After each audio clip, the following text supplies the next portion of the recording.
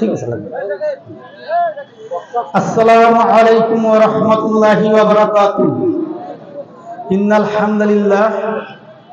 ইন্নাল হামদালিল্লাহি ওয়াহদা ওয়াস সালাতু ওয়াস সালামু আলা মান লা নাবিয়্যা বা'দা আম্মা বা'দ। ফাআউযু বিল্লাহি মিনাশ শাইতানির রাজীম। বিসমিল্লাহির রাহমানির রাহিম। রাত্তিলিল কুরআনা তারতিলা। قال رسول الله صلى الله عليه وسلم زينوا القرآن بإصواتكم। প্রিয় দিনী ভাইয়েরা, আমরা কোন প্রকার ভূমিকা ছাড়াই আলোচনা শুরু করব, যেহেতু সংক্ষিপ্ত সময়।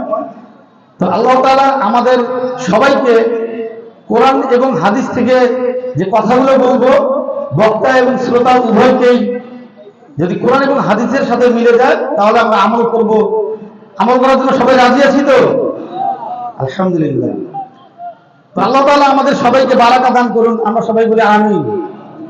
তো এই যে মজলিস, এই মাহফিলের মজলিস, এটি একটি গুরুত্বপূর্ণ এবং বারাকাপূর্ণ একটি মজলিস, তাই না ভাই? এখানে আসতে পেরে আমরা কি খুশি না বেজার? আলহামদুলিল্লাহ। তো আল্লাহ তাআলা আমাদেরকে এই যে মজলিসে আসার তৌফিক দান করেছেন, এটা একমাত্র আল্লাহ তাআলার কৃপা। যেই আল্লাহ তাআলা আমাদেরকে আজকে এই মজলিসে আসার তৌফিক দান করলেন, সেই মহান আল্লাহ তাআলার প্রতি আমরা সকলে শুকরিয়া আদায় করে বলি আলহামদুলিল্লাহ। সেই সাথে অসংখ্য দরুদ ও সালাম বর্ষিত হোক মানবতার মুক্তির দূত, নিরহংকার নবী, যিনি কাল কিয়ামতের দিন একমাত্র শাফায়াতকারী হিসেবে উপস্থিত হবেন সমস্ত নবীর উম্মার সামনে। তারপরও যিনি অহংকার পোষণ করেননি এই দুনিয়াতে, সেই রাসূলুল্লাহ সাল্লাল্লাহু আলাইহি ওয়াসাল্লামের প্রতি আমরা সংক্ষিপ্ত আকারে দরুদ পেশ করে বলি সাল্লাল্লাহু আলাইহি ওয়াসাল্লাম। রব্বি ইশরাহ লি সাদরি ওয়া ইয়াসসির লি আমরি ওয়াহলুল উকদাতাম মিন লিসানি ইয়াফকাহু কওলি। প্রিয় দিনী ভাইয়েরা, আমি শুরুতে একটি আয়াত এবং একটি হাদিস পাঠ করেছি, একটি আয়াত তেলাওয়াত করেছি এবং একটি হাদিস পাঠ করেছি। তো এই হাদিসের অর্থ এবং কোরআনের অর্থ কি সেই বিষয়ে আমি দুই একটি কথা বলি, ইনশাআল্লাহ আমার আলোচনা শেষ করব। তো আল্লাহ তাআলা বলছেন রাত্তিলিল কুরআনা তারতিলা। তোমরা কোরআনকে পড়ো, কোরআনকে পাঠ করো, কোরআনকে তোমরা অনুধাবন করো, কোরআনকে তোমরা তেলাওয়াত করো তারতিলার সঙ্গে। অর্থাৎ কোরআনের যে হক, এই হক মেনেই কোরআনকে পড়তে হবে। এটা কে বলছেন ভাই? মহান আল্লাহ তাআলা। কিন্তু আমরা কতজন কোরআন জানি? কতজন? আমরা আজকে মাহফিলে আসছি আলহামদুলিল্লাহ, আমরা কিন্তু অনেকেই কোরআন জানি না। জানি? অনেকেই জানি না। এখন এর জন্য কি আমাকে লজ্জা পেতে হবে? লজ্জা পাওয়া যাবে না। আমরা শুনি না যে কোরআন যদি সূরা কেরাত যদি শুদ্ধ না হয় তাহলে তার সালাত হবে না, এটা আমরা জানি, তাই না? কিন্তু এখন আমি কোরআন শুদ্ধ করে পড়তে পারি না, আমি সূরা ফাতিহা শুদ্ধ করে পড়তে পারি না। এখন কি আমার জন্য সালাত নাই? নাকি আমি আগে শুদ্ধ করব তারপরে কোরআন তেলাওয়াত করব, সালাত আদায় করব? কোনটা? আমি ওই অবস্থায় সালাত আদায় করব, কিন্তু আমাকে কোরআনের উচ্চারণগুলো শুদ্ধ করে নিতে হবে। ভুল হতে পারে, এই যে আমরা যারা এখানে আলোচনা করি আমাদেরও ভুল হতে পারে, কেননা মানুষ মাত্রই ভুল। কিন্তু এখানে হতাশ হওয়ার কিছু নাই যে আমি কোরআন শুদ্ধভাবে পড়তে পারি না, আমার জন্য সালাত নাই, বিষয় এমন না। আমি সূরা ফাতিহা আমি আলহামদুলিল্লাহি রাব্বিল আলামিন, আমি এটা না পড়ে আমি আলহামদুলিল্লাহি রাব্বিল আলামিন এভাবে পড়ছি, আমি ওভাবেই সালাত আদায় করব। কিন্তু আমি আমাদের আলেম ওলামা যারা ইমামগণ আছেন তাদের কাছে গিয়ে আমরা শুদ্ধ করে নিব, অর্থাৎ মস্ত করে নিব। তাহলে আমার এই তারতিলার সহিত আমার কি হবে? কোরআন পড়া হয়ে যাবে। কোরআন এমন একটি ধর্মগ্রন্থ, কোরআন এমন একটি কিতাব, পৃথিবীতে যত কিতাব নাযিল হয়েছে এবং পৃথিবীতে যে যত কিতাব লিখেছেন তার মধ্যে সর্বশ্রেষ্ঠ কিতাব কিন্তু আমাদের এই পবিত্র কোরআনুল কারীম। কিন্তু আফসোস, আমরা এই কোরআন খুলেও দেখি না। খুলে দেখি বছরে একদিন বা একটা মাস পড়ি, তাও সারা মাস আমরা পড়ি না। যখনই রোজার চাঁদ উঠলো রমজান মাসের, আমরা হয়তো আগের দিন তারাবি করবো, একটু কোরআনটা খুলে ঝেড়ে নিচ্ছে, দু একদিন পড়লাম, আবার এই রমজান মাস আসলে আমাদের ব্যস্ততা শুরু হয়ে যাবে। আমরা ইনকাম করবো, আয় রোজগার করবো, খাবো, চলবো, ঘুরবো, সব কিছু করবো, কিন্তু কোরআনের অনুশাসন মেনে। আল্লাহ তাআলা বলেছেন সূরা মুমিনুনের 1 নম্বর 2 নম্বর আয়াতে, কদ আফলাহাল মুমিনুন, তারাই সফলকাম, তারাই সফলতার শীর্ষে চলে গেছে, তারাই সফলতার মূল লক্ষ্যে চলে গেছে। কারা? আল্লাযীনা হুম ফি সালাতিহিম খাশিউন, যারা সালাতে বিনয়বনত, যারা সালাতকে একনিষ্ঠভাবে সালাত আদায় করছে। আমার আল্লাহ তাআলা সূরা বাইয়ানের 5 নম্বর আয়াতে বলেছেন, ওয়ামা উমিরু ইল্লা লিয়াবুদুল্লাহা মুখলিসিনা লাহুদ্দিন হুনাফা ওয়া ইকিমুস সালাতা ওয়া ইউতুজ যাকাতা ওয়া যালিকা দীনুল কাইয়্যিম। সূরা বাইয়ানের 5 নম্বর আয়াত খুলে দেখতে পারবেন। এই 5 নম্বর আয়াতে আল্লাহ তাআলা বলেছেন যে তোমরা আল্লাহ তাআলার ইবাদত করো, তোমরা আমার ইবাদত করো একনিষ্ঠভাবে, আমাকে সন্তুষ্ট করার উদ্দেশ্যে, আমাকে ভয় করে, আমাকে স্মরণ করে, যেভাবে ইবাদত করে আল্লাহ তাআলা খুশি হবে। এবং সালাত হলো সর্বশ্রেষ্ঠ জিনিস। তার মানে সালাত অবশ্যই গুরুত্বপূর্ণ। আপনি যা কিছু করেন সালাত আপনাকে আদায় করতেই হবে। ইসলামের কয়টা খুঁটি, কয়টা স্তম্ভের উপর ইসলাম দাঁড়িয়ে আছে? 5টি। কালেমা, নামাজ অর্থাৎ সালাত, রোজা, হজ, যাকাত, এই 5টি খুঁটির উপরে ইসলাম দাঁড়িয়ে আছে, তাই না? ইসলামকে আল্লাহ তাআলা প্রতিষ্ঠিত করেছেন। কিন্তু এরপরে ধরেন আপনি একটা বিল্ডিং করলেন, বাড়ি করলেন, এই বাড়িতে এই যে আমাদের এই প্যান্ডেল যে করা হয়েছে, এখানে বাঁশের খুঁটি দেওয়া হয়েছে না? এখানে জায়গায় জায়গায় যেখানে দরকার আমরা খুঁটি দিয়েছি, তাই না? কিন্তু এটাকে সাজসজ্জা করার জন্য, এই প্যান্ডেলটি দাঁড়িয়ে থাকার জন্য আমরা খুঁটি দিলাম, কিন্তু একে দৃষ্টিনন্দন করার জন্য আমরা কি করলাম? এই যে আমরা উপরে সুন্দর এই কাপড় সামিয়ানা দিয়েছি, পিছনে ব্যানার, এই যে টেবিল চেয়ার, এগুলো কি এই প্যান্ডেলের সৌন্দর্য। তেমনি 5টি স্তম্ভের উপর ইসলাম দাঁড়িয়ে আছে, এটা যেমন সত্য। আর ইসলামকে সৌন্দর্য মণ্ডিত করবে কি? আমার আমল, আমার আখলাক, আমার চরিত্র। আমাকে দেখে একজন বেধর্মী হোক, একজন অন্য ধর্মের লোক হোক, একজন নাস্তিক যেন সন্তুষ্টি প্রকাশ করে যে না, আসলেই মুসলিমরা ভালো, আসলে ইসলাম ধর্ম সর্বশ্রেষ্ঠ ধর্ম, আসলে ইসলাম সর্বশ্রেষ্ঠ ধর্ম। কেননা ইসলাম ধর্ম সর্বশ্রেষ্ঠ ধর্ম হওয়ার যোগ্যতা অর্জন করেছে। কিভাবে বুঝবো? আমরা এই ধর্মের অনুসারী যারা আমরা অনুসরণ করি, তাদের আমল আখলাক দেখি। আমি মিথ্যা কথা বলবো না, আমি হক থেকে দূরে থাকবো না, আমি কারো হক মেরে খাবো না, আমি মন্দ কাজের সাথে লিপ্ত থাকবো না, আমি জেনা ব্যভিচারিতে যাব না, আমি যত ফাহিশাত কাজ আছে সকল প্রকার ফাহিশাত কাজ থেকে আমি দূরে থাকবো। আল্লাহ তাআলা বলেছেন তোমরা জেনার ধারের কাছেও যেও না। ওয়ালা তাকরাবুজ জিনা ইন্নাহু কানা ফাহিশাতান ওয়া সাআ সাবিলা। তোমরা জেনার ধারের কাছে যেও না, কেননা নিশ্চয়ই জেনা একটি মন্দ কাজ, যেটা শয়তানের কাজ। অথচ এই জেনার ধারের কাছে চলে গেছি। আমাদের এই যুব সমাজ, আমাদের বয়োবৃদ্ধরা অনেক সময় জেনার কাছে চলে যাবে। বৃদ্ধ বয়সে যদি কেউ জেনা করে, যদি কেউ বৃদ্ধ বয়সে জেনা করে, এই জেনাকারীকে আল্লাহ তাআলা ক্ষমা করবেন না। তার মানে এখন কি যৌবন বয়সের জেনাকারীকে আল্লাহ ক্ষমা করবেন? বিবাহিত নারী অথবা পুরুষ যদি কেউ জেনা করে, তাহলে তার একটাই শাস্তি, তাকে এই পর্যন্ত, এই গলা পর্যন্ত তাকে মাটিতে ডুবিয়ে রেখে, মাটিতে ঢেকে রেখে, শুধু মস্তিষ্কে গর্দান থেকে মাথা উপরে থাকবে, তাকে পাথর নিক্ষেপ করে মেরে ফেলতে হবে, যদি বিবাহিত নারী অথবা পুরুষ হয়। এখন আপনি 18 বছর বিয়ে করছেন, আপনি যদি জেনা করেন আপনার জন্য এই শাস্তি, হোক নারী অথবা পুরুষ। আপনি 80 বছরে জেনা করছেন, আপনি হন নারী অথবা পুরুষ, আপনার জন্য এই শাস্তি, একটাই শাস্তি, একমাত্র শাস্তি। এখন আসেন, আল্লাহ তাআলা 3 শ্রেণীর লোকের সাথে কাল কিয়ামতের দিন কথা বলবেন না, তাদের দিকে তাকাবেন না, তাদেরকে পবিত্রও করবেন না, তাদেরকে জান্নাতও দিবেন না। কারা সেই 3 ব্যক্তি? 1 নম্বর হলো মালিকুন কাজ্জাব, মিথ্যাবাদী শাসক। মিথ্যাবাদী শাসক, এই মিথ্যাবাদী শাসক, আমি যার অধীনস্থ সে আমার শাসক, তাই না? আমার অধীনস্থ যে, আমি তার শাসক। এখন আমরা শাসক বলতে প্রধানমন্ত্রী, এসপি, ডিসি, এলাকার কাউন্সিলর, মেম্বার এনাদেরকে বুঝি না। আমি আমার পরিবার চালাই, আমি আমার পরিবারের শাসক। আমি আমার সমাজ চালাই, আমি আমার সমাজের শাসক। আমি একটা ব্যবসা প্রতিষ্ঠান চালাচ্ছি, আমি ব্যবসা প্রতিষ্ঠান চালাচ্ছি, আমি আমার ব্যবসা প্রতিষ্ঠানের শাসক। আমি যদি মিথ্যা আশ্বাস দিয়ে আমি যদি তাদেরকে প্রতারণার ফাঁদ পেতে রাখি, আল্লাহ তাআলা আমার সাথে কাল কিয়ামতের দিন কথা বলবেন না। এখন দেখেন, যিনি আমাদের দেশের সর্বপ্রধান, তিনি কি করছেন? মিথ্যা দিয়ে ভরপুর করে রেখেছেন। আমরা কি আলহামদুলিল্লাহ বলবো, তাই না? নাউযুবিল্লাহ। যেই আসুক বাংলাদেশে কোনো লাভ নাই, যেই সরকারই আসুক, ভাবছেন যে একটা জালিম সরকারের পতন হলো আমরা ভালো আছি, আবার ভাবছেন যে এখনকার সরকার খুব ভালো না। রাসূলুল্লাহ সাল্লাল্লাহু আলাইহি ওয়াসাল্লাম বলছেন, এমন একটা যুগ আসবে, এমন একটা যুগ আসবে, সেই যুগ থেকে ফিতনা এমন ভাবে ছড়িয়ে আসবে যে আগের ফিতনাটাকে, পরের ফিতনাটাকে আগের ফিতনার চেয়ে বড় মনে হবে।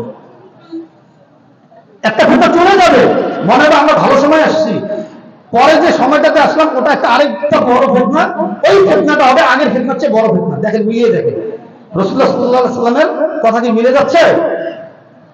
একটা ফিতনা পার করলাম করোনা, তারপর আরেকটা ফিতনা, দেশে অরাজকতা গেল, একটা সরকারের পতন হয়ে গেল, আবার একটা ফিতনা শুরু হয়ে গেল, হচ্ছে, হবে, এর হতেই থাকবে। এটা রাসূলুল্লাহ সাল্লাল্লাহু আলাইহি ওয়াসাল্লামের কথা। এখন আমরা কি নিয়ে ভাববো? আমরা এই কোরআনের অনুশাসন, কোরআনের আইন আমরা যতক্ষণ পর্যন্ত বাস্তবায়ন করতে পারবো না, আমরা এই পৃথিবীতে শান্তি দেখতে পারবো না, কোনো সুযোগ নেই। এই কোরআনকে বাদ দিয়ে আপনি কোন দেশ পরিচালনা করতে পারবেন না, কোন রাষ্ট্র পরিচালনা করতে পারবেন না, কোন সমাজ, কোন পরিবার, এমনকি আপনি নিজেকেও পরিচালনা করতে পারবেন না। দ্বিতীয় হাদিসের অংশ, শাইখুল জানিন, বৃদ্ধ জেনাকারী, বৃদ্ধ বয়সে জেনা করে, এই ব্যক্তিকে আল্লাহ তাআলা ক্ষমা করবেন না। 3 নম্বর, আইনুল মুস্তাকবার, দরিদ্র অথচ অহংকারী, আসে না, দাওয়াত দেয়, তোমার বাসায় যাব না, অহংকার করে না, ভাবে যে আমি গরিব তাতে কি হয়েছে, তোর বাসায় আমি যাবো না। নাউযুবিল্লাহ। এভাবে বলতে নেই, আমরা এভাবে বলবো না, এভাবে বলা যাবে না। আমরা যেতে পারবো না, সুন্দরভাবে বলবো যে ভাই আমি যেতে পারছি না, আমার কাজ আছে। আর আমি রাগও যদি করে থাকি, ঠিক আছে বলেছেন, চেষ্টা করবো।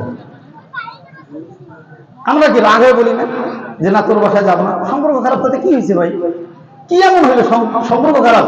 আমাকে বলতে হবে না তোর বাড়ি যাবো না, তোর দাও খাবো না, তোর সাথে কথা বলবো না, তোর কোনো আচার অনুষ্ঠানেই আমি যাবো না, এভাবে বলতে নেই। আমরা হিকমার সাথে বলবো না, ঠিক আছে দাওয়াত দিচ্ছি, ঠিক আছে আমি চেষ্টা করবো, তবে সম্পর্কগুলো মধুর হবে। আমরা সম্পর্কগুলো তিত করে ফেলেছি, আমরা তিক্ততা বানিয়ে ফেলেছি, আমরা আমাদের নিজের খায়েশ মেটানোর জন্য হিংসা, বিদ্বেষ এগুলো পোষণ করি, তাই না? আমাদেরকে এই হিংসা পোষণ করা যাবে না। আর আমরা তখনই হিংসা থেকে দূরে থাকতে পারবো যতক্ষণ পর্যন্ত আমরা কোরআন এবং হাদিসকে অনুসরণ করে চলতে পারবো। আমরা কোরআনকে আমরা খুলে পড়ি না, অথচ আল্লাহ তাআলা বলছেন তানজিলাল আজিজুর রহিম, এই কোরআন নাযিল হয়েছে মহান আল্লাহ তাআলার পক্ষ থেকে, তাই না? আমরা পড়ি না। আর রহমান আল্লামাল কুরআন খালাকাল ইনসান আল্লামাহুল বায়ান, কত সুন্দর আয়াতগুলো। আমরা এগুলো অর্থ জানি না, আমরা অর্থ জানি না, অথচ আমরা এই দুনিয়ার ভোগ বিলাস নিয়ে এতটাই ব্যস্ত আমরা এই দুনিয়ার ভোগ বিলাস নিয়ে, যে আমরা কোরআনকে ভুলে যাই, আমরা আল্লাহ তাআলার সাথে অহংকার করি। অথচ আল্লাহ তাআলা বলছেন তোমরা এই জমিনে অহংকার করে চলো না, ওয়ালা তামশি ফিল আরদি মারহান ইন্নাল্লাহা লা ইউহিব্বু কুল্লা মুখতালিন ফখর। তোমরা এই জমিনে, যে জমিনে আমি তোমাদেরকে বসবাস করার অনুমতি দিয়েছি, যে জমিনে আমি তোমাদেরকে বাড়ি গাড়ি করার অনুমতি দিয়েছি, যে জমিনে আমি তোমাদেরকে সুন্দরভাবে চলাফেরা করার অনুমতি দিয়েছি, যে জমিনে আমি তোমাদেরকে ফল ফসলাদি উৎপাদন করার অনুমতি দিয়েছি, এটা আমার একচ্ছত্র আধিপত্য চলবে, এই জমিনে তোমরা কেউ অহংকার করে চলো না। ওয়ালা তামশি ফিল আরদি মারহান, তোমরা এই জমিনে অহংকার করে চলো না। অথচ আমরা এই জমিনে বেশি অহংকার করে চলি। ভাই, আমি যদি এই জমিনে অহংকার করে চলি, ওই জমিনে, ওই দুনিয়ায় গিয়ে আমি কি পাবো জানেন? জাহান্নাম। ওই যে বললাম সূরা মুমিনুন, ক্বাদ আফলাহাল মুমিনুন আল্লাযীনা ফী সালাতিহিম খাশিউন, তারাই সফলকাম, তারাই সৃষ্টি সেরা জীব, উলাইকা হুম খায়রুল বারিয়া, তারাই সৃষ্টি সেরা জীব যারা সালাতে বিনয়াবনত। এখন আপনি সালাতে বিনয়াবনত হবেন কিভাবে? যখন আপনি 5 ওয়াক্ত সালাত আদায় করছেন মসজিদে গিয়ে জামাতের সহিত ফজর থেকে ইশা পর্যন্ত, আপনি ইশার 4টের সালাত আদায় করেন, নফল সিয়াম সালাত বেশি করেন, কিন্তু আপনি তখনই বলবেন আমার সালাত আদায় হচ্ছে আল্লাহ তাআলার দরবারে যখন আপনি এই সালাত আদায় করার পরে সমস্ত প্রকার মন্দ কাজ থেকে আপনি বিরত থাকবেন। আপনি সালাত আদায় করার পরে যদি আপনি বিড়ি, সিগারেট, জর্দা, তামাক, গুল, ইয়াবা, ফেনসিডিল, মদ, গাঁজা, সুদ, ঘুষ, জেনা, ব্যভিচারীর সাথে আপনি লিপ্ত থাকেন, তাহলে আপনার আমার সালাত হবে না, আল্লাহ তাআলা গ্রহণ করবেন না। এটা হবে আল্লাযীনা হুম ইউরাউন। সূরা মাউনে আবার চলে যান, আল্লাহ তাআলা বলছেন তারাই ধ্বংসপ্রাপ্ত, তারাই কিয়ামতকে অস্বীকার করে। আছে না, আমরা জানি না সূরা মাউন, আল্লাযীনা হুম ইউরাউন, তারা লোক দেখানো সালাত আদায় করে। যারা লোক দেখানো সালাত আদায় করবে কিভাবে বুঝবেন? ধরেন আমি 5 ওয়াক্ত সালাত আদায় করার পর আমি মোড়ে দাঁড়িয়ে বিড়ি খাচ্ছি, আমি মোড়ের মধ্যে বসে বসে গীবত করছি, চা নিচ্ছি আর মিষ্টি খাচ্ছি, গীবত করছি। রাসূলুল্লাহ সাল্লাল্লাহু আলাইহি ওয়াসাল্লাম বলছেন আল গীবাতু আশাদ্দু মিনাজ জিনা, গীবত আবার জিনার চেয়ে ভয়ঙ্কর পাপ। যারা জেনা করছে এদের চেয়ে ভয়ঙ্কর পাপ আবার জেনা। তার মানে কি জেনা একটু করা যাবে নাকি? তার মানে গীবতকে বোঝানোর জন্য জেনাকে আনা হয়েছে।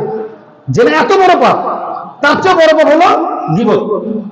আল গীবাতু আশাদ্দু মিনাজ জিনা। এই হাদিসকে দিয়ে অনেকে আবার বলে যেহেতু গীবত করা বড় পাপ, জেনার চেয়ে জেনা করা যাবে না, আউযুবিল্লাহ মিন যালিক। এই হাদিসটা রাসূলুল্লাহ সাল্লাল্লাহু আলাইহি ওয়াসাল্লাম এনেছেন, বোঝেন একটু বোঝেন। এই হাদিসটি রাসূলুল্লাহ সাল্লাল্লাহু আলাইহি ওয়াসাল্লাম এনেছেন জেনাকে গীবতকে বোঝানোর জন্য, যে গীবত বড় পাপ। আমরা এলাকায় আছে না ভাই, আমরা বলি না যে অমুক ব্যক্তিটি খুব খারাপ, বলি না আমরা? তা আমি হয়তো আরেকজন বলবো কেমন খারাপ, আরে ওই অমুক ব্যক্তি আছে না, ওই যে ব্যক্তিটা, আরে অমুক চেনেন না, ওর চেয়েও খারাপ। তার মানে ওই যে যার উদাহরণ দিলাম সেও খারাপ, যাকে উদাহরণ দিলাম সেও খারাপ। তার মানে পাপেরও ছোট বড় আছে, এবং সব কিছুর ক্ষমা পাবো যদি আমি সালাতকে ঠিকভাবে বলি। কেননা আল্লাহ তাআলা বলছেন সূরা আনকাবুত 45 নম্বর আয়াতে আল্লাহ তাআলা বলছেন ইন্নাস সালাতা তানহা আনিল ফাহশাই ওয়াল মুনকার ওয়ালা যিকরুল্লাহি আকবার, নিশ্চয়ই সালাত সকল প্রকার মন্দ কাজ থেকে মানুষকে বিরত রাখে। যখন আমি হারাম খাবো তখন বুঝতে হবে আমার সালাত হচ্ছে না, যখন আমি হারাম থেকে দূরে সরে আসবো তখন বুঝতে হবে আমার সালাত হয়ে যাচ্ছে। কারণ আল্লাহ তাআলা বলেছেন সূরা বাকারার 168 নম্বর আয়াতে ইয়া আইয়ুহান নাস কুলু মিম্মা ফিল আরদ হালালান তাইয়্যিবা, হে পৃথিবীর মানুষ, হে পৃথিবীর নারী পুরুষ, হে পৃথিবীর ইহুদি, খ্রিস্টান, বৌদ্ধ, হিন্দু, নাসারা, হে পৃথিবীর মুসলমান নারী পুরুষ, সবাইকে আল্লাহ তাআলা বলছেন। শুধু মুসলমানকে না, শুধু হিন্দুকে না, শুধু ইহুদিকে না, শুধু খ্রিস্টানকে না, আল্লাহ তাআলা সবাইকে এই কথাটা বলছেন যে ইয়া আইয়ুহান নাস, সূরা বাকারার 61 নম্বর আয়াত মনে রাখবেন, দেখবেন কি ইয়া আইয়ুহান নাস কুলু মিম্মা ফিল আরদ হালালান তাইয়্যিবা ওয়ালা তাত্তাবিউ খুতুওয়াতিশ শাইতান, তোমরা হারাম থেকে দূরে থাকো, তোমরা এই পৃথিবীতে হারাম বস্তুগুলো তোমরা ভক্ষণ করো না। কি করো না? হারাম বস্তু ভক্ষণ করো না। এখন অনেকে বলে যে গাঁজা খাওয়া জায়েজ, কেন? এটা আল্লাহর তৈরি, তাই না ভাই? বিড়ি, জর্দা, সিগারেট, তামাক এগুলো খাওয়া জায়েজ, গুল খাওয়া জায়েজ, কেন? এগুলো আল্লাহ তাআলার তৈরি, লতা পাতা।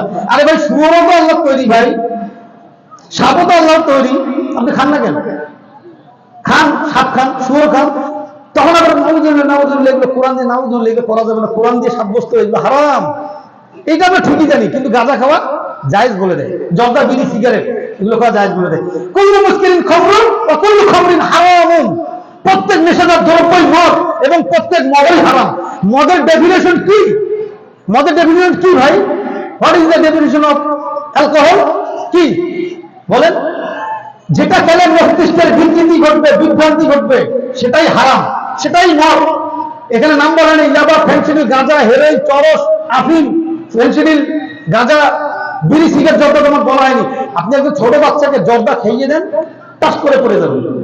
বিড়ি খাইয়ে দেন, একটা সিগারেট থেকে পাতা তামাক গুলো খুলে একটু পানিতে গুলিয়ে এই পানিটা খিলিয়ে দেন, যার খাওয়ার অভ্যাস নেই যদি তার বয়স 50-60-70 বছর হয়, তাকে খাইয়ে দেন, তাস করে এখানে পড়ে জ্ঞান হারিয়ে ফেলবে। কুল্লু মুস্কিরিন খামরুন ওয়া কুল্লু খামরিন হারাম, প্রত্যেক নেশাদার দ্রব্যই মদ, প্রত্যেক মদই হারাম। আর যা মস্তিষ্কের বিকৃতি ঘটাবে সেটাই মদ। হতে পারে সেটা পান্তা ভাত, হতে পারে সেটা খেজুরের রস, হতে পারে সেটা নাবিল। আপনি খেজুর, শুকনা খেজুর দুধের মধ্যে রাত্রে ভিজিয়ে রাখলেন এবং পরের দিন সকালে সূর্য ওঠার আগে ফজরের সালাত আদায় করে আপনি খাবেন, এটা আপনার শরীরের জন্য অনেক বড় উপকার, ঔষধ। যখন আপনি সূর্য গড়ার পরে খাবেন, এই হালাল জিনিসটাই আপনার জন্য হারাম হয়ে যাচ্ছে। মা আকসারা, রাসূলুল্লাহ সাল্লাল্লাহু আলাইহি ওয়াসাল্লাম বলেছেন সহিহ হাদিস, মা আকসারা কাসিরুহু ফাকলিলুহু হারামুন। যে জিনিসটি অল্প খেলে মস্তিষ্কের বিকৃতি ঘটাবে, বিভ্রান্তি ঘটাবে, সেটা বেশি খেলে হারাম। মা আকসারা কাসিরুহু ফাকলিলুহু হারামুন। যেটা বেশি খেলে মস্তিষ্কের বিকৃতি ঘটবে, সেটা অল্প খেলেও হারাম। তাহলে আল্লাহ তাআলা বলছেন, ওই যে আবার সূরা মাইদার 90 নম্বর আয়াতে আল্লাহ তাআলা বলছেন, ইয়া আইয়ুহাল্লাযিনা আমানু। সূরা বাকারা 161 নম্বর আয়াতে আল্লাহ তাআলা সমস্ত মানুষকে বলছেন, সমস্ত মানব জাতিকে বলছেন। আর সূরা মাইদার 90 নম্বর আয়াতে আল্লাহ তাআলা বলছেন, ইয়া আইয়ুহাল্লাযিনা আমানু, হে ঈমানদারগণ, ইন্নামাল খামরু ওয়াল মাইসিরু ওয়াল আনসাবু ওয়াল আযলামু রিজসুম মিন আমালিশ শাইতান ফাসতানিবুহু লাআল্লাকুম তুফলিহুন। নিশ্চয়ই মদ, ইয়া আইয়ুহাল্লাযিনা আমানু, হে ঈমানদারগণ, মানে আমাদেরকে আল্লাহ তাআলা বলছেন। আমরা ঈমানদার, ঈমান এনেছি, আল্লাহকে বিশ্বাস করি, কলেমা পড়েছি, আমরা রোজা রাখি, নামাজ পড়ি, আমরা সামর্থ্য থেকে হজ করতে যাই, আমরা সামর্থ্য থেকে যাকাত দেই, তাই না? আমাদেরকে আল্লাহ তাআলা বলছেন, ইয়া আইয়ুহাল্লাযিনা আমানু, হে ঈমানদারগণ, হে বিশ্বাসীগণ, ইন্নামাল খামরু, নিশ্চয় মদ, ওয়াল মাইসির ওয়াল আনসাবু, নিশ্চয় জুয়া, নিশ্চয় মূর্তি মানে জাদুবিদ্যা, এবং গণকের কাছে যে যাই আমরা, জাদুবিদ্যা এবং এই মদ, এগুলো হারাম। নিশ্চয় মদ, জুয়া, লটারি, জাদুবিদ্যা, এগুলো হারাম। চারটা জিনিসকে এই সূরা মাইদার 90 নম্বর আয়াতের মাধ্যমে আল্লাহ তাআলা হারাম করেছেন। ইন্নামাল মাইসিরু ওয়াল আনসাবু ওয়াল আযলামু রিজসুম মিন আমালিশ শাইতান ফাসতানিবুহু লাআল্লাকুম তুফলিহুন। তোমরা এখান থেকে দূরে সরে থাকো, কেননা এটি শয়তানের কাজ। অথচ আমরা এই কাজগুলো বেশি করি। আমরা এগুলো জানি না কেন, সব আছে এই কোরআনে। আলহামদুলিল্লাহ, এই কোরআন এবং হাদিসে, রাসূলুল্লাহ সাল্লাল্লাহু আলাইহি ওয়াসাল্লামের হাদিসে সব বলে দেওয়া আছে, কিন্তু আমরা পড়ি না। আমরা পড়ি গল্পের বই, আমরা ফেসবুকে ভূত হয়ে থাকি, আমরা অনেক খায়সার কাজে ব্যস্ত থাকি। এজন্যই আল্লাহ তাআলা বলেছেন, রাত্তিলিল কোরআনা তারতিলা, তোমরা তারতিলের সহিত কোরআন আদায় করো, কোরআন পড়ো, কোরআন পাঠ করো। এই কোরআনে সব বলা আছে। আল্লাহ তাআলা বলেছেন, ওয়ালাকাদ ইয়াসসারনাল কুরআনা লিযিকরি ফাহাল মিন মুদ্দাকির। নিশ্চয়ই আমি কোরআনকে সহজ রূপে নাযিল করেছি, নিশ্চয়ই আমি কোরআনকে সহজ রূপে এই পৃথিবীতে প্রেরণ করেছি আমার রাসূলের উপর, আমার প্রিয় হাবিবের উপর, আমার প্রিয় বন্ধুর উপর। তোমাদের মধ্যে কোনো জ্ঞানী আছো যে এটা নিয়ে গবেষণা করবে? আমরা গবেষণা করি? তো পথভ্রষ্ট আমরা হবই। আমাদের মধ্য থেকে এক ধরনের মানুষ মুসলমান আমরা পথভ্রষ্ট হয়ে যাব। তো আল্লাহ তাআলা আমাদের কোরআন পড়ার তাগিদ দিচ্ছেন। এখন আমি কোরআন জানি না, শুরুতে যেটা বললাম শেষ করে দিচ্ছি, একদিন। তো আমরা এই যে কোরআন যে পড়ি, আমরা কোরআন জানি না, কোরআন পড়তে জানি না, এই জন্য পড়ি না। শেষে একটা মেসেজ দিব, আপনাদেরকে মেসেজ দিব। আচ্ছা, এই যে কোরআন পড়তে জানি না, আল্লাহ তাআলা বলছেন, ফাসআলু আহলিয যিকরি ইন কুনতুম লা তা'লামুন। তোমরা যেটা জানো না সেটা জেনে নাও যে জানে। এই কোরআন ভাই হয়তো আপনি পড়তে জানেন না, এটা আমাকে জানার জন্য কার কাছে যেতে হবে? যিনি জানেন। কে জানেন?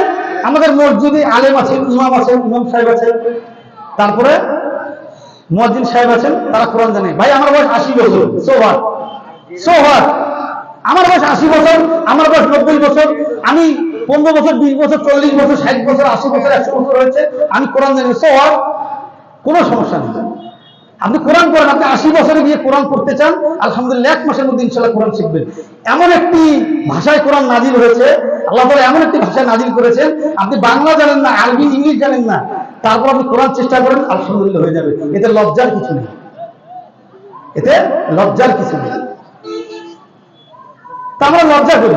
এই লজ্জা, আপনার এই দুনিয়ার লজ্জা, আপনি অনেক ব্যাংক ব্যালেন্স করেছেন, আপনি বাড়ি গাড়ির মালিক, আপনি ভালো ছাত্র, আপনি ব্রিলিয়ান্ট স্টুডেন্ট, আপনি সমাজের প্রভাবশালী ব্যক্তি, আপনি অনেক জ্ঞানী, কোরআনের জ্ঞান নাই, আপনার কোনো জ্ঞান নেই।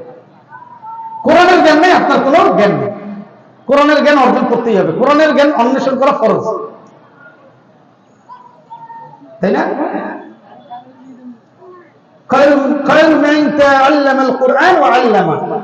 যে কোরআন শেখে এবং শেখায় দুজনেই শ্রেষ্ঠ।